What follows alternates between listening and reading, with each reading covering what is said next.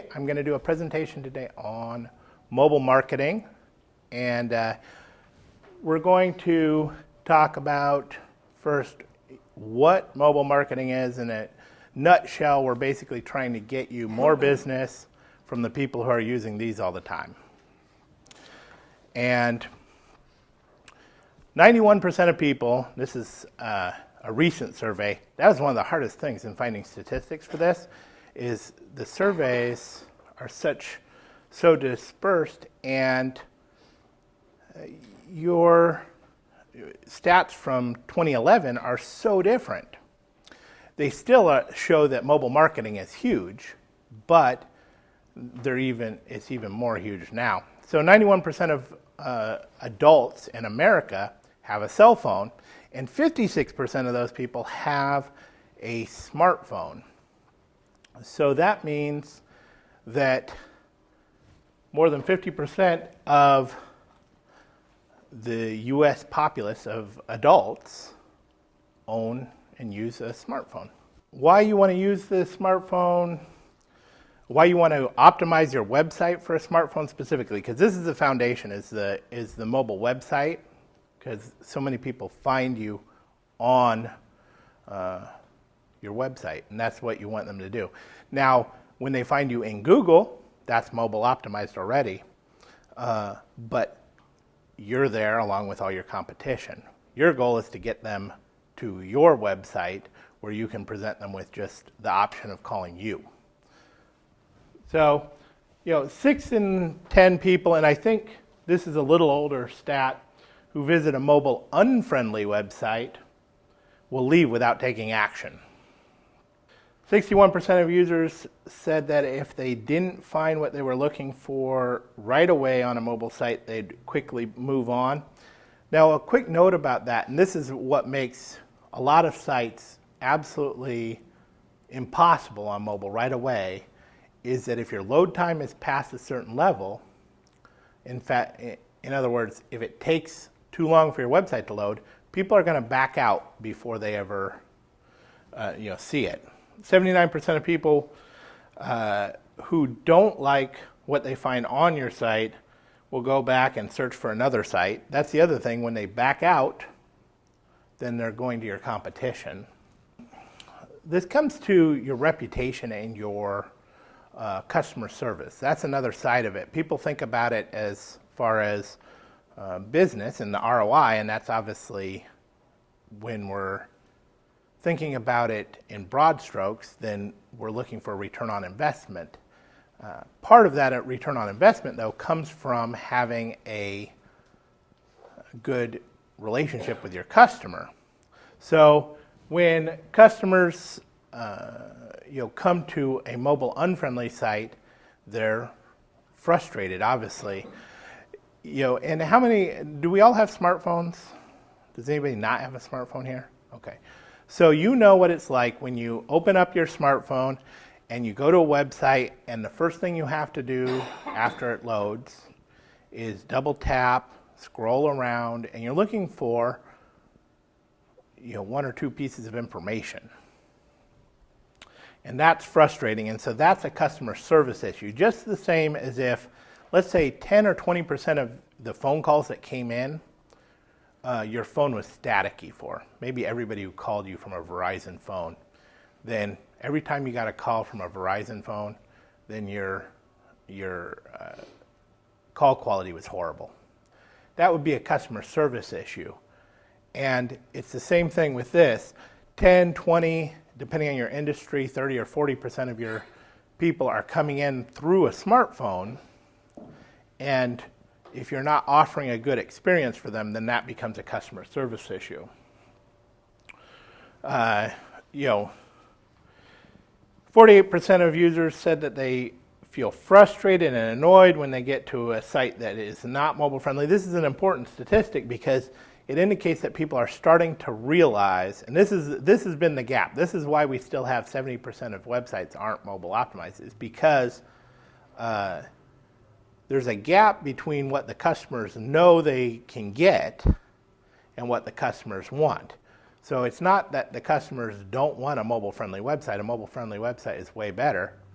what they just don't know that you're not giving it to them until they see it somewhere else. And 36% of them said that they felt like their time was wasted because of it. So, and this gets to the ROI side of things. What we're trying to do is we're trying to convert people who are coming to our website into buyers, and that's true regardless. Your goal of your website is usually to get someone to call you or email you or come in if you have a physical location. So we're trying to make a sale in the long run, and the mobile-friendly website makes it easy for people to do that. And part of the reason for this is that mobile users are about 5 times more likely to be trying to take an action, and trying to take an action quickly. So they are not just doing research necessarily as a rule. They're much more likely to be, I need someone to repair my computer right now. And here's another interesting thing. People think that in some industries it doesn't apply, and we have some good industries represented here for that. How many people use their phone when they're waiting? That's one of the key elements of having a good mobile-friendly website, is people use their phone more and more on the web for research. And so they're waiting in the dentist's office. They're like, my computer's been running slow for a month and a half. I need to get a hold of someone. Or, I forgot to order business cards. It's time to order business cards. I wonder who's local. My last guy messed it up last time because I didn't use Mike. So going mobile, I want to talk about 3 different things today. We're going to talk about mobile websites. Like I said before, that's the key. We're going to talk about a little bit about SMS marketing, text message marketing, and we're going to talk about QR codes, the easiest of the subjects. Mobile website, this is Giovanni's right down the street. Built them a mobile site. Their mobile site I like better than their regular site. I built both of them, but that's because I built their other one a long time ago.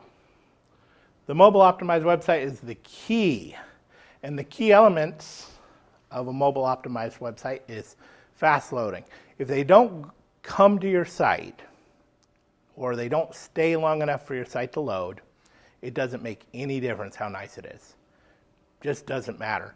And I don't remember the exact percentage, but a really strong percentage of people think that your site should load just as fast on their smartphone as it does on their computer. Now, for us in the computer industry, that's crazy because we're using a little tiny computer with a poor connection, comparatively to what we're going to have at home. But that's what people expect, and you have to understand the expectations of people. So, obviously, you want your website to fit on a small screen, and this is the part that people kind of get hung up on. Because different sites can fit on a mobile screen better or worse. You double tap, you zoom around. There are ways to see the content, and people are used to doing that, and so fitting on it. But I would go with, you want it to fit when they first open it. You don't want them to have to manipulate the site in order to make it fit. Thumb friendly. I love the phrase thumb friendly. I saw that in Google first when Google was talking about, Google's big into mobile, and there's a lot of indications too that having a mobile friendly website will improve your overall search rankings, and that would make sense if you understand how Google works, because Google is all about getting the best end user experience. And if the end user is having a poor experience on your site, they're going to know about it, because guess what happens when they hit that back button? Most of the time they're going back to Google. So they know every time someone backs out of your site. They know they were there, 5 seconds ago, and now they're back. That's an easy statistic for them to keep track of. It's called the bounce rate. But thumb friendly basically means that you can hit the navigation with the thumbs. And really, specifically, I'll show you in a second, I'll show you one of my mobile-friendly websites. It's about that home page. That first page, on a normal website, the first page is communicating something, explaining to people why they should do business with you. On a mobile site, the first page is a navigation page. A well-designed, mobile-optimized site, that first page is a navigation page. In other words, our goal on that first page is to give people all of the information that they want within one click, within one tap with their thumb. So we want to make it easy for them to take action. One of the key actions, and this is just my observation on this, I would say that about half the people coming to your site from a smartphone are trying to call you. And I think that's just common sense. And so that tap to call button, which I'll show you in a second, the tap to call button, making it really easy for them to tap one button and dial the phone, is such an important element. And really they're looking for they're looking for three pieces of information usually. They want to find your phone number, they want to find your location, and they want to find your hours. All right? All of those are action-based requests. And probably 70 or 80% of your people coming in are looking for those three things. Now, if you don't have a location, they might be looking for your service area, but more likely than not, they're going to tilt towards calling you more. So, we also usually include, making it easy for people to see what kind of services you offer and that kind of stuff. But it's really secondary. The key information that they're looking for is they want to call you, and we want them to do that. That's a buyer action. They want to find you or find where you're working out of. That's a buyer action. They want to, find out what your hours are so that they know whether they're going to get a hold of you. Buyer actions. So the last thing on here is contains right info, and this is one of the more complicated side of things. On a regular website, if you have 6 paragraphs of content and an image, that's a nice looking web page. 4 to 6 paragraphs of content, maybe a bullet list, an image. On a mobile site, that's way too much information. That's several screens of scrolling through and reading. So you want to have that information that I discussed just now about the specific, your phone number, your address, the how to get a hold of you. And then you also want to have, your services, where on a website you'd want to have a more description about it. On a mobile site, you might have a real short just list of the services so that people can see what you're trying to do is trigger them so that they see it and then decide to take action, which is call you. So here's an example. You have this on your postcard too. It's basically the same thing. And most websites come up like the bad example. That's the standard website. And what it looks like, for those of you who understand photos, is that it looks like a thumbnail of your website. And the first thing that you have to do, is zoom in, scroll around. Now, on some phones, some browsers, it'll open up zoomed in. It's just a difference, so that eliminates one step depending on how you look at it. It also makes it so your branding is completely lost, usually, because you're seeing the corner of a site. I'll tell you the worst case scenario. Well, the worst case scenario is Flash, because Flash is absolutely invisible on an iPhone and doesn't function real well on an Android either. But so Flash is a really bad decision. I just had a past client who just rebuilt their site half in Flash. And I'm like, who's building sites in Flash these days? I don't know. But because of that iPhone, because both the iPhone and the iPad don't see it. So it's just, make your site invisible to 30% of your customers. is not a good idea.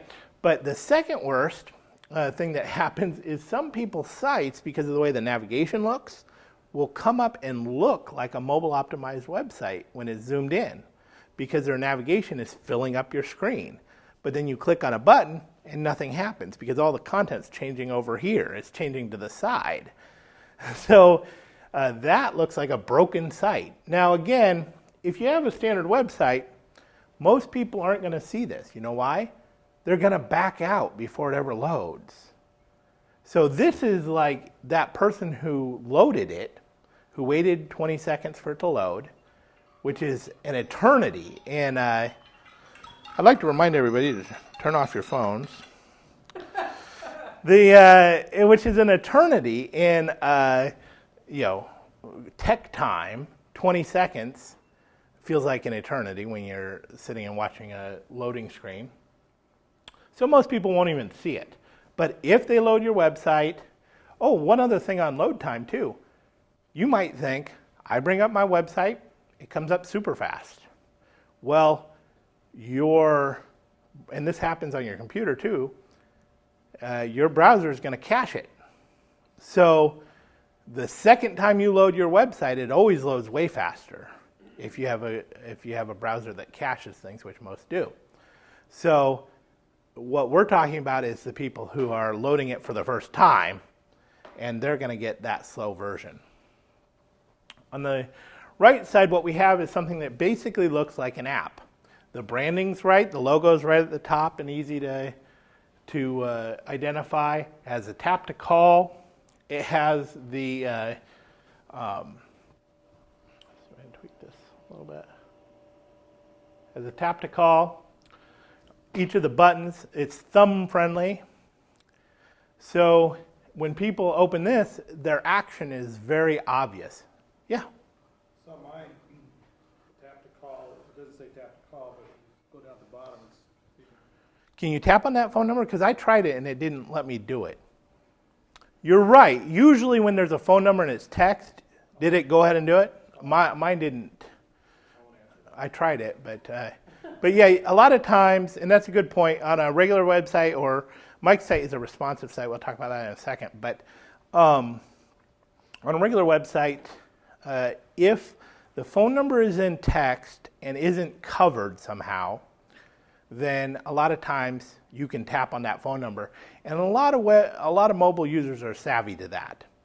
Not all of them, but a lot of them are savvy to that, and they'll try it. They'll try tapping on the phone number. So one of the things that you can do if you're not going to do a mobile website is make sure that you have that phone number prominent, big, and in regular text. You don't want to have a photo, an image of it. Also, sometimes if it's built into the header, and the header's clickable, then it'll stop it from loading. Actually, one of the sites I was looking at recently, there's a responsive site, has a header, and you can click on the header to go to the home page, which is standard web design, but the phone number is in the header, and when it responds down to a mobile site, you can click on the phone number. Seems like you can click on it, but all it does is bring you back to the home page because there's a layer on top of the phone number, so it can't pick it up. So yes, you're right, absolutely. But again, first you have to scroll down. The tap to call on the home page, especially, I like to have right at the top. Definitely above the fold, which means that you don't have to scroll down to see it. Old newspaper term. Responsive sites, and more people, and this comes from a lot of designers actually telling people, well, I'm going to build your site and it's going to be mobile friendly. A responsive site is better, definitely better than your typical standard website. And the reason is because it fits on the screen. It also has an added advantage of usually fitting better on a tablet than either a standard or a mobile site. I mean, a mobile site will fit on a tablet fine, but it'll look a little odd, a little blocky for a mobile site. Usually I have people use their regular site for tablets if they're using a mobile website. But the thing about, what a responsive site does is it makes it so that it adjusts to the screen resolution. So it's responding to the width of the screen is what it's doing. That's what responsive is doing. And so on a tablet, it's a little smaller. It'll resize things down, resize the header, resize things. And then sometimes it'll have features where when you get down to a certain size, it changes the navigation. Those are the best responsive sites have that, like Mike's site has that. When you get down to a certain level, then instead of having the regular navigation, you have it says choose, and you can tap that and it'll bring down a drop-down menu where you can access all the different pages. And that's a good feature. So it has also one of the advantages of the responsive site is that it's one design. So you don't have to update content on both. For instance, if your service has changed or something like that. I don't recommend necessarily having a lot of dynamic content on your mobile site. Most of the stuff people want to know is stuff that's not going to change very often, although if you have sales and stuff like that, you need to update it on both sites if you're using a mobile optimized site or a mobile website. So one design, you put the content in once, and it works for all the different designs. Like I said, it works better on tablets.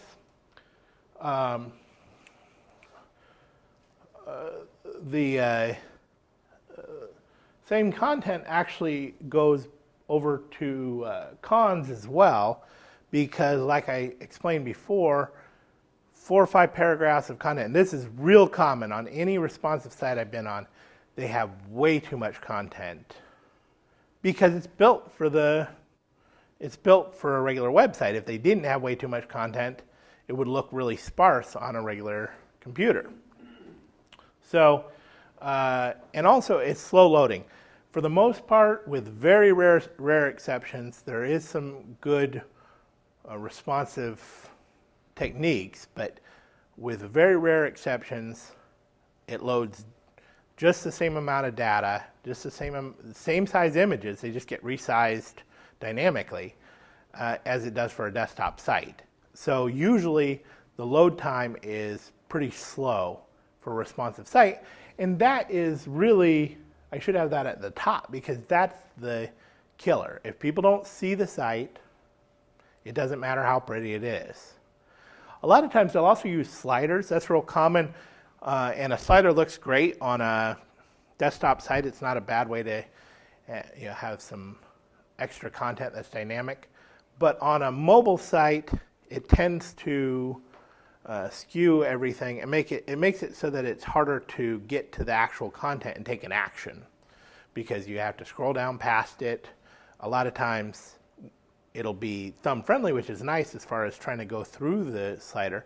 But my experience, and again, this is just going by what I've heard and what I experienced with it, is that people aren't interested in it. They aren't interested in the slider. And so that little block of space that's being used up in your site is wasted space. It's creating a problem above the fold. It's usually above the fold too, which means that they have to scroll past it. And most of the time, the navigation, like I said, with Mike's navigation is a good example of what we have for good navigation on a mobile site, which is there's a drop down. A lot of times they'll also have the little lines at the top, a little square with the lines. That means it's a menu. Some people will know what that means and some people won't. But the better ones, like Mike has a choose, so it kind of is obvious that you want to take some action there. But it's still not quite as straightforward as a home page where all the buttons are clearly identified and they just have to scan the page and see what it is that they want to do. And generally, they don't have a tap to call button. Sometimes they will. More often, they'll have a phone number, like on the Resource 1 page. It's not responsive or it's a standard site, but it has a phone number at the top in the header. So if someone scrolls over to it, they can click on that, and it'll dial the phone number. Or on Mike's site, if you scroll down to the bottom in the footer, there's the phone number. You can tap on that, and it'll dial the phone number. But it's not a command. tap to call is a call to action, right? So as salespeople, we understand that tap to call is way more powerful than 503, 828-1763. So do we have, before I get into this, do we have any questions on responsive sites? Because I know they're a little confusing.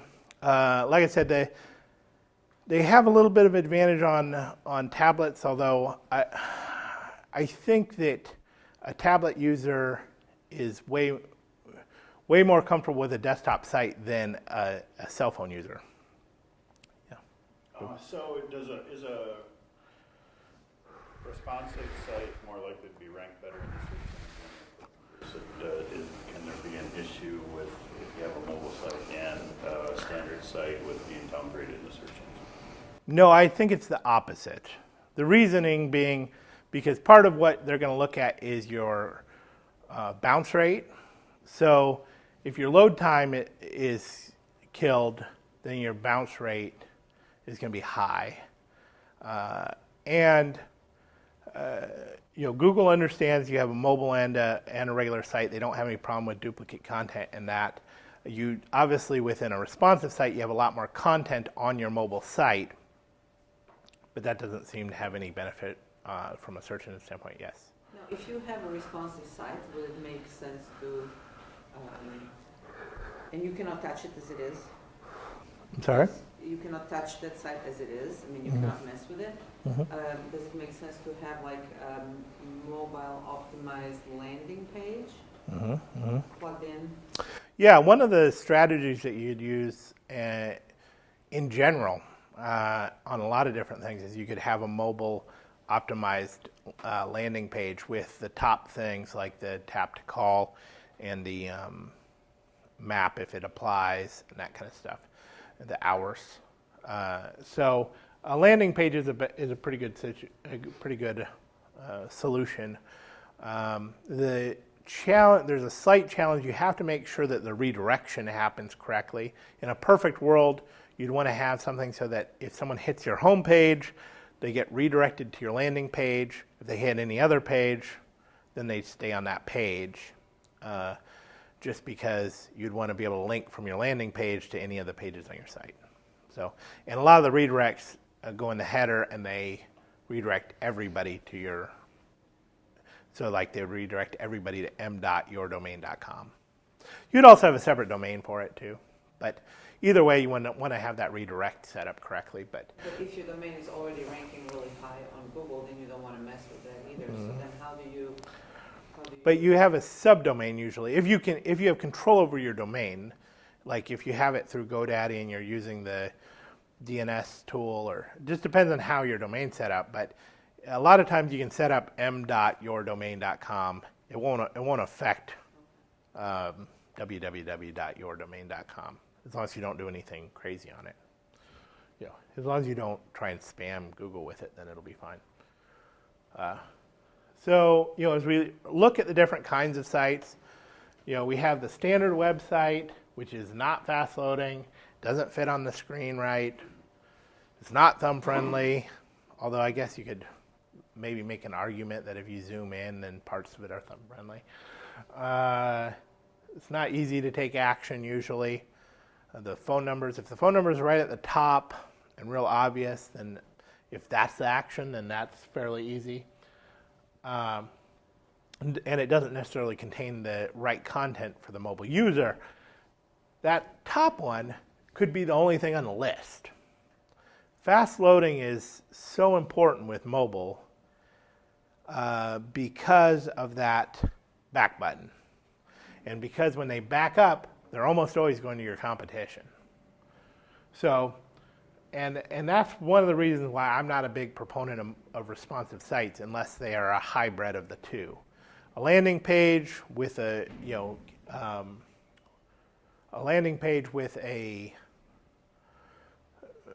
home page that's fast loading, and then a responsive site that people can get into if they want more information.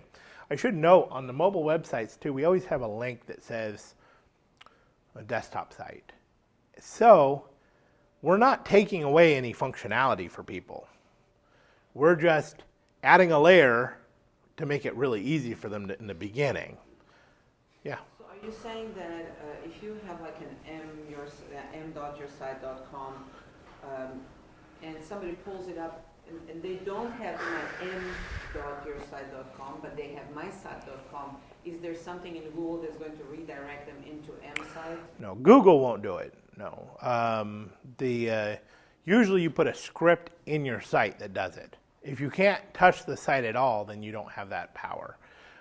You could still send people to it directly, but if you don't, It's in the hosting or it's in the domain? it's part of the hosting.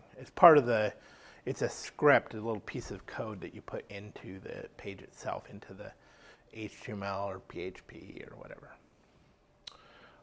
So the responsive site, it's interesting. The responsive site fits on the screens well. It's its primary focus. Sometimes it's thumb friendly, sometimes it's not. Sometimes it's easy to take navigation, sometimes it's not. And usually it contains all the same information as the homepage. So usually the content on it is too much for a mobile user and isn't geared towards the. It's also about prioritization. You want to have the information that they're most likely to want, early. So, any more questions about? We have the responsive sites, and like I said, I'm not a huge proponent of them. They're definitely better than not having a mobile-friendly website. And depending on how they're designed, they don't necessarily have to be super slow to load. However, they usually are. That's just part of the nature. And they don't. One of the other things that happens in responsive sites is if the header's too big, when you click on the navigation buttons, all of the changes happen underneath the fold. So to a layperson, I was showing this to a prospect of mine, and on his site, you click on services, and it would sit there and gyrate and load, and it seemingly nothing happened. I said, "What happened? Where's the services page?" And he goes, "Well, you have to scroll down." It's like, you know that, but a lot of people don't. So we don't want to underestimate, or we don't want to overestimate what people assume or know when they're coming to our sites. That's true, regardless of whether you're talking about mobile or not. Yes? Do you have any information or statistics about the trends for B2c mobile site desire or need versus B2B? In that, even though 51% of people out there are using smartphones who are adults, a mobile site, is it more important for a B2C business, or is there more desire from the consumers to have a mobile-friendly site when you're a business consumer or a business-to-business? Well, there's two sides of it. You're absolutely right. The stats for business are certainly shifting, though. I had an accountant recently sign up, Dan Axel. We just set up a mobile site for him, and he said he's getting an inordinate amount of people searching on using an iPhone, and he's an accountant. It's certainly more important, but here's the thing about it. It's certainly more important for business to consumer, and it really goes by industry. Restaurants, it's huge, and then, an electrician, maybe not as huge, but it's still 20%. So 20% of their visitors coming in through smartphones, and that's an old number, and it just goes up. So you're certainly right as far as business consumers more, although it should be noted that when I asked the chamber how many people have smartphones, everybody raised their hand. The penetration among business owners and people who will make more than $50,000 a year is way higher than the penetration overall of U.S. adults. Income is one of the key elements. It was interesting. That's happening in the older sector too. People go, well, my clientele's older, so I don't need it. And what one of the stats that was interesting is when you get into people who are older but have money, then they have a much higher penetration of smartphones. So, not to get too crazy about that, but you have to look at who your ideal customers are too, and whether they have it. But then the other side of it too is that it's not a matter of is it more important, less important. It's that this is a super cost-effective thing that you can do, which will certainly have an ROI. So let's say, and this would be a crazy number, but let's say only 5% of your people come in through a smartphone. How many customers, extra customers, do you need over a year to get a positive ROI on an investment that's, usually under $500? You're getting, again, we'll use crazy low numbers. You're getting 100 visitors a month, to your website. You have a low volume website. If you're getting value from your website already, then a mobile site will increase your value. But say you're only getting 100 visitors a month to your website. 100 a day would be more fun. 100 a month to your website, and over 12 months, that's 1,200 people. And if only 5% of them were on smartphones, that's 60 people that you potentially lost. So you know what your conversion is better than I do. But those 60 people are also statistically 5 times more likely to be looking to take action. So that's another thing to look at. If they might be, let's say they're just twice as valuable, still, the conversion on those people is going to be way higher. I just had a window shade person, Steve with Shades of the Future, just emailed me yesterday, and he said someone looked them up, and he knew that they were on a smartphone because they called while they were en route, and it made it easier. So any other questions on mobile websites? Mobile websites, the key element, like the foundation of everything else, mobile websites are the most important aspect. The rest of it is interesting and potentially useful, but your mobile website is the foundation, just like your regular website is. Yes? One more question, I guess, then. In a B2B environment where most of your customers are existing businesses, what are the top 3 or 4 thumb-friendly clicks that you should provide to a mobile user on a smartphone, besides the tap to call? Right. Tap to call is a given, and also contact us is going to be more important, and email, tap to email basically, is going to be really important. Your about us becomes more important, your services become more important, and a lot of times you'll have targeted services in your menu, in your homepage. So if one of your focuses is on server setup, it behooves you to have that as one of your thumb-friendly buttons. The key real estate is above that fold, but you can go down from that as far as navigation goes as well. So do your mobile website designs incorporate mobile-friendly forms to fill out, like drop-downs, easy text typing kind of integration? It depends on the solution, but yes, I have solutions for that. Yeah. It's not you don't do a ton of forms usually on mobile, but certainly that is something that I can do. Any other questions? Go to SMS, text message marketing. So the cool thing about SMS, short message service, text message marketing, is that how instantaneous it all is, and how crazy the open rate is. Now, again, this is one of those areas where a consumer business, and specifically one that, like a restaurant or a bar or something like that, would do especially well. But it's 99% now. They figure a 99% open rate on text messages, which is a crazy number to me. And 90% of them are opened within 3 minutes. What's the opening rate for this? 99%. 99% open rate. Wow. Which at first I thought that just can't be. But then I tried to think, when was the last time I got a text message and I didn't open it? My text message open rate is 100%, And I have automated text messages set up that I know I'm sending to myself. So I'm opening them all, and I guess a lot of other people are as well. And 90% of them are opening them within 3 minutes.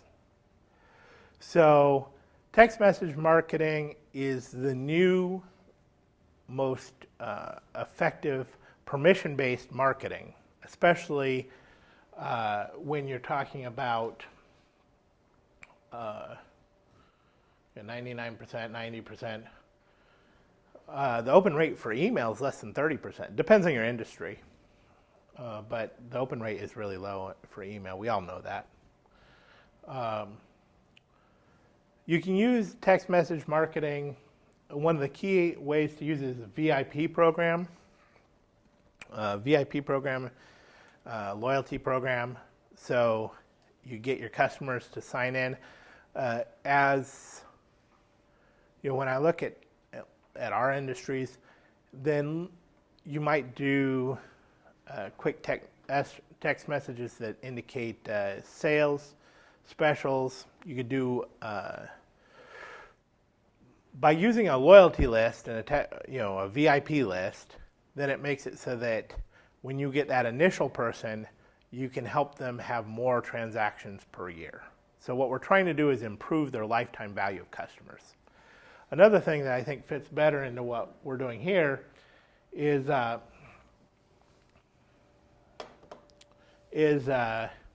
we'll skip text coupons for now. The text coupons are cool because you can set them up so that when someone sends a text message that signs up for your list, they get a text message back with a coupon code and an expiration date. So it's pretty slick as far as that goes. It's a great way to get people to sign up for text messaging.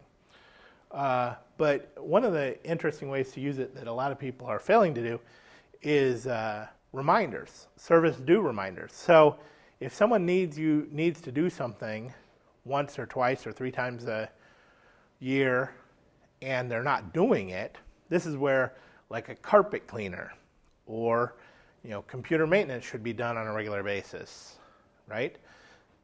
And it's a service that you can offer to them. Remember, we're at permission-based. So it's a service that you can offer to them where you say, would you like me to sign you up and get a quick text message when it's time for your next service? It's pretty straightforward. And remember, marketing is about touching the customer. So we're just multiple touches, and that's one of them. Questions about text messaging? We'll go through text messaging quick because in our industries it's not quite as prevalent, but it's a cool little tool to use. Now when you say set you up with reminders, is there a program that you can kind of like, you put in your calendar, you put alarms in your calendar, you can set them up for the whole year. Is there a program, like an app, that allows you to set up your texts on automatic? Yeah, you can. There's multiple solutions for that. It depends on whether if you're trying to do it to a customer base, then you need to have a specific kind of setup that makes it so that it'll do it to the list. And there's also IFTTT, which if you want to do it for yourself, makes it easy to do that. No questions about text messaging? QR codes easy. QR codes, this is something that we use to scan we scan with our smartphone. It instantly usually sends us to a web page. It can actually have all kinds of different information in it, but typically it's a web page.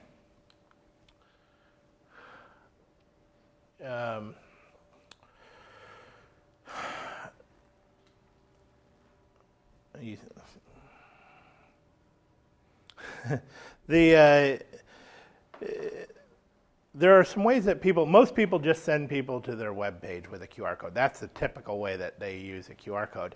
It's way more powerful if you can try and induce an action that can happen instantly. So an action like liking us on Facebook. It's easy to set up a QR code that goes right to your Facebook page. Or sign up for our email list. You can send them to an email form, make it easy for them to sign up. Sign up for our text message list, all of that stuff. So that's the better way to use QR codes. No matter what you do, there are 3 mistakes that people are doing with QR codes constantly. One, they have no call to action. There'll be a QR code on an ad or something. It won't say anything at all. It won't even say scan me. Just nothing. And preferably what you'd want it to say is scan this and get a discount, or scan this and like us on Facebook for special offers, or you want to have a call to action. People skip testing. I don't know how many times I've scanned a QR code and it just doesn't work at all. So it takes 2 seconds to test your QR code, make sure it works. And the key one is the wrong target. So if you don't have a mobile optimized site, I'm not saying you absolutely have to have one, but you shouldn't use a QR code because it's mostly used by people with their smartphone. So it's kind of like putting your fax number without any designation on an ad so that people just dial it and then they get a poor experience. So you don't want to use a QR code unless you have a mobile-friendly website. If you don't have a mobile-friendly website, you still want to use a QR code. Do you have a YouTube video? Point it to the YouTube video. The YouTube video is mobile-friendly. Do you have a Facebook page? Send them to the Facebook page. The Facebook page is mobile-friendly. So you have other options. Yes, a mobile website is your best option because you're not sending them to a place where they can possibly seek competition. But you have other places you can send people for the target. All right. Yes? What's the top 3 places a person could use a QR code, and then also what is the recommended minimum size? Because lots of cameras have different variables of what they can actually focus. That's absolutely right. You can't get really close to something that's, it's a centimeter by a centimeter because the camera can't focus that close to an object. So. You're absolutely right. There is no minimum size though because how complicated the QR code goes to how many characters it is. So one of the key elements to back up one step is to use a URL shortener. So all these the QR codes, the people who pre-registered, gave them stickers with QR codes. I will tell you what the URL is separately, but they are bit.ly QR codes. They're done with bit.ly. And what that means is 2 things. One, they're shorter usually, depending on the length of your domain name, and they have tracking built into them. So you can go to a URL and see how many people clicked on your QR code, scanned your QR code. So a URL shortener not only gives you the ability to have a less complicated QR code, which is easier for your phone to scan, so it can be smaller. There is I don't know of a standard for it, because if you have a big long URL or you're trying to do a V-card or something, then your QR code is going to be ultra complicated. You might need a 2-inch by 2-inch square in order to see it and use it. But I wouldn't go probably under 1/2 inch by 1/2 inch, but that's just more of a personal recommendation. And I would always use a shortener. Yes? No, I'm just looking. Yeah, but as far as the locations, one of the places they're being used a lot in advertising. Anywhere where you're putting your web address, you can obviously have your QR code. They don't take up a ton of space. For best results, like I said, you want to have a call to action, but having a small QR code, wherever you're using your website isn't a bad idea. Where they're not used as much as I think they should be is on the back of trucks.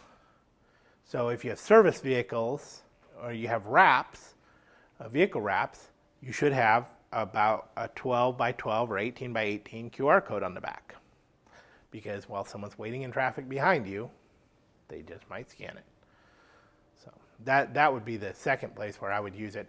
Menus, there's also spots like table cards for restaurants and stuff, menus. That's another good place to use it. But as far as the industry is represented in this room, a vehicle magnet, which even if you already have a wrap, you get a vehicle magnet have Dugan make a 12 by 12 vehicle magnet for not very much money, I'm sure, and stick it into a blank area on your measure where there's a good blank area, and so you know how big it needs to be.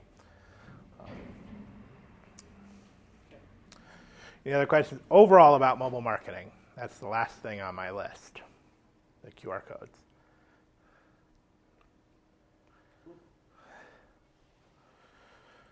All right, well, we got started a little late, so I'm going to go ahead and end. Thank you for your time. Thank you. Thank you.